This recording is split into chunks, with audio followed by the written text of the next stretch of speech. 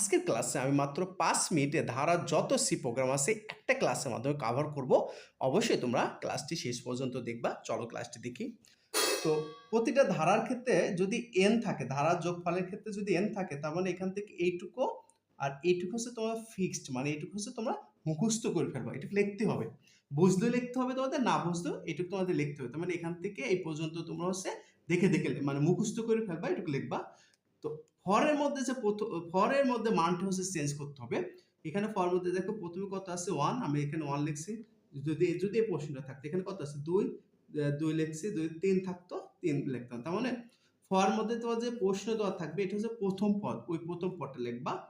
এখানে দেখো লাস্টে কত আছে, লাস্টে কত আছে n আছে, তার মানে n লিখবা। এখানে দেখো n আছে, n লিখবা।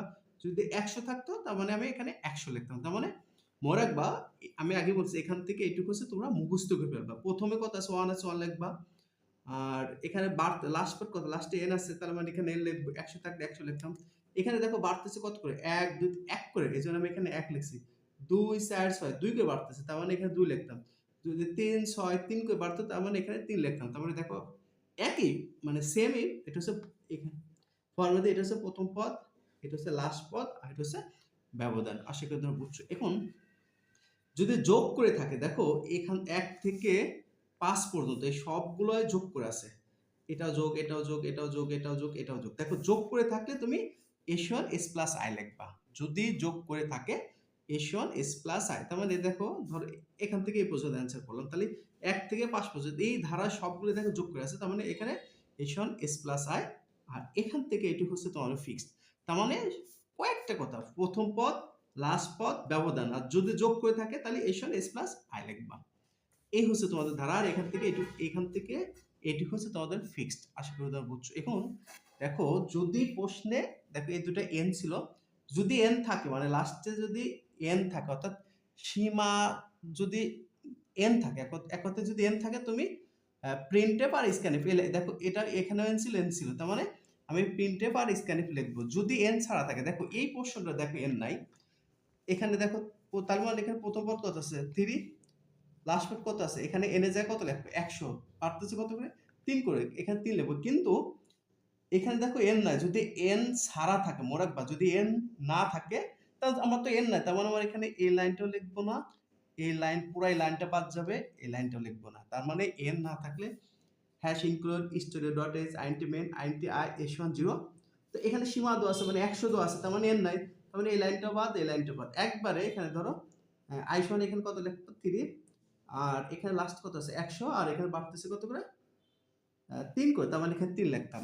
আর এখানে যা আছে সবই ঠিক। আশা করি তোমরা বুঝছো। তার মানে n না থাকলে n লিখবে না, এখানে এটাও লিখবে না, এটাও লিখবে না। আশা করি তোমরা বুঝছো। এখন দেখো প্রশ্নে এখানে এই 4 নম্বর প্রশ্নটা দেখো 1 স্কয়ার 3, এখানে দেখো স্কয়ার করে আসতেছে। যদি স্কয়ার করে থাকে, মোরাক বা স্কয়ার করে থাকলে সেমই, এখানে প্রথমে কত আছে 1, এখানে 1, এখানে দেখো লাস্ট কত আছে 100, তার মানে এখানে 100 লিখবে। এখানে বাড়তেছে দেখো 1 3 5 7 2 করে, তার মানে এখানে 2 লিখতাম। কিন্তু এটা স্কয়ার করে বাড়তেছে, স্কয়ার করে বাড়লে শুধু এখানে বাড়তি হিসাবে এখানে s1 s প্লাস আগে ছিল, স্কয়ার ছাড়া ছিল বলে s1 s প্লাস i, কিন্তু এটা স্কয়ার করে আছে, এজন্য বাড়তি হিসাবে s1 s plus i star i। যদি এখানে 3 3 3 3 3 আসতো, তখন আমি একটা এখানে আরেকটা i বেশি আসতো। আশা করি তোমরা বুঝছো। তো দেখো 4 নম্বরটা বুঝছো। 5 নম্বরটা দেখো 90 স্কয়ার 70 স্কয়ার 80, এই এখানে দেখো এটাও সেম। প্রথমে এটা কত 90, কিন্তু এটা দেখো 90, এখানে লাস্টে 10 আছে, তার মানে এখানে 10 হবে, কিন্তু কন্ডিশনটা ঘুরে যাবে। মনে রাখবে এই যে প্রশ্নটার জন্য 90 70 50 100, সরি 90 70 50 ডট ডট কত 10, এই প্রশ্নটা মনে রাখবা। এই প্রশ্নটার কন্ডিশনটা আগেরগুলো দেখো বাড়তেছে 2 4 6 3 6 9 1 3 5, এগুলো বাড়তেছে। দেখো 90 70 50, তার মানে কমতেছে। যদি কমে কন্ডিশনটা ঘুরে যাবে, কন্ডিশনটা তখন এভাবে হবে। এখানে লাস্টে কত আছে 10, তার মানে এখানে 10 আসবে। তার মানে এখানে দেখো প্রথম পদ কত 90, এখানে 90 আসবে। লাস্টে কত আছে 10, কিন্তু এই কন্ডিশনটা ঘুরে যাবে, এই কন্ডিশন মুখটা ঘুরে যায়, দেখো এভাবে আসবে। বুঝছো, এখানে এই কন্ডিশন এটা ঘুরে যাবে, আর এখানে লাস্টে 10 আছে বলে 10, এখানে দেখো 90 70 50, তার মানে দেখো 20 করে কমতেছে, তার মানে এখানে এখানে আসবে i সমান i মাইনাস 20। আশা করি বুঝছো। তাহলে প্রথম পদ কত 90, তারপর এটা এই কন্ডিশন এটার জায়গায় এখানে আসবে, আর এখানে কমতেছে। আর এখানে যেহেতু স্কোয়ার করে আছে S one S plus I I star I, তখন একটা হবে মানে দুইটা হবে, কারণ স্কোয়ার করে আছে S one S plus I star. এখন 1 2 3 4 দেখো এই অঙ্কটা যোগ করেও নাই গুণ করেও নাই, যোগও নাই গুণও নাই। তার মানে দেখো যোগ হবে না গুণ হবে না, তার মানে এখানে এনও নাই, তার মানে এখানে এন হবে না, এই লাইনটা হবে না, এই লাইনটা হবে না। ফর এর মধ্যে এখানে প্রথম পদ কত আছে 1, আমি এখানে 1 লিখবো, লাস্ট পদ কত আছে 5, তাহলে এন এর জায়গায় কত লিখবো, আবার প্রথম পদ কত 1 আছে 1, লাস্ট পদ কত 5 আছে 5, এখানে বাড়তেছে কত করে 1 করে, এজন্য আমি এখানে কত লিখবো 1, প্রথমে কত আছে 1, লাস্টে কত আছে 5, 1 2 3 কত বাড়তেছে কত 1 করে, এজন্য 1। দেখো এটা কি যোগ করে আছে, যোগ করে নাই, তার মানে আমার এখানে এটুকু হবে না। তার মানে হ্যাশ ইনক্লুড স্টু ডট আইনটি মেন আইনটি আই এনও হবে না এস হবে না, কারণ আমরা যোগ নাই, যোগ না থাকলে এস এর তো কোনো কথা নাই, তাহলে আইনটি আই আসবে, এটুকু লেখা যাবে না। যদি 1 2 3 এটা থাকে এটুকু লিখবো না। একবার ফর মধ্যে প্রথম পদ লাস্ট পদ কত 5 বাড়তেছে তো 1 করে, এখান থেকে এটুকু লিখবো না, তখন কি লিখবো printf percentage G slash N দিলে হবে না দিলে হবে, এখানে আমরা আই এর মান পাবো, তার মানে এখানে আই আসবে, আর এখানে তো রিটার্ন জি এটুকু লিখতে হবে। তার মানে আইনটি আই আই যে এটার ক্ষেত্রে আই সমান, এটার ক্ষেত্রে দেখো আই সমান কত 1 লাস্ট কত 5 বাড়তেছে 1 করে, তারপর এটুকু বাদ এটুকু লিখবো না, একবার প্রিন্টে percentage G slash N I, কারণ আমরা এটা আই এর মান পাবো। আশা করি তোমরা বুঝছো।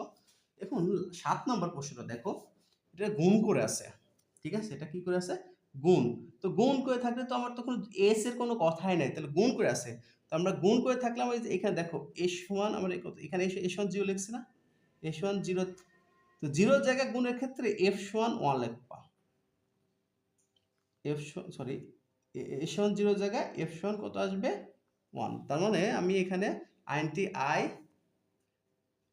আই যেহেতু এন আছে আমি এন লিখবো, যদি এন থাকে তাহলে লিখবো এখানে এন লিখবো, আর এখানে এস ওয়ান জিরো জায়গায় এফ ওয়ান লিখবো, যেহেতু এন আছে তার মানে প্রিন্টএফ লিখবো, স্ক্যানএফ লিখবো, প্রথম পদ কত 1 লাস্ট পদ কত এন, দেখো এটা বাড়তেছে কত করে 1 2 3 1 করে বাড়তেছে, তার মানে এখানে 1 লিখবো, কিন্তু এটা তো এস না, এটা দেখো যোগ করে বাড়ছিল, প্রশ্নটা যোগ করে বাড়তেছে, যদি গুণ আমি এখানে যোগ ফল কিন্তু দিই নাই, ডট ডট দিই নাই, যদি গুণ করে বাড়ে এটা দেখো 1 2 গুণ করে বাড়ে, গুণ করে বাড়লে যোগ করে বাড়লে S one S plus I, আর গুণ করে পারলে এফ সমান এফ স্টার আই, আর এটা গুণ করে বাড়তেছে বুঝাচ্ছে, তাহলে যোগ করে থাকলে এস সমান এস প্লাস আই, আর গুণ করে থাকলে এফ সমান এফ স্টার আই, আর এখানে এস এর জায়গায় কত আসবে, যেহেতু এফ আসবে এখানে এফ সমান পার্সেন্টেজ এফ, মানে এস এক কথায় এস এর জায়গা জিরোর জায়গায় এফ সমান 1 আসবে, আর এস সমান এস প্লাস আই এর জায়গা এফ সমান এফ স্টার আই হবে, আর এখানে এস এর জায়গা এফ হবে। আমার এই ক্লাসটা তোমাদের যদি বিন্দু মাত্রা মানে বিন্দু মাত্রা উপকার এসে থাকে, অবশ্যই অবশ্যই তোমরা আমাকে ফলো করবা। ধন্যবাদ।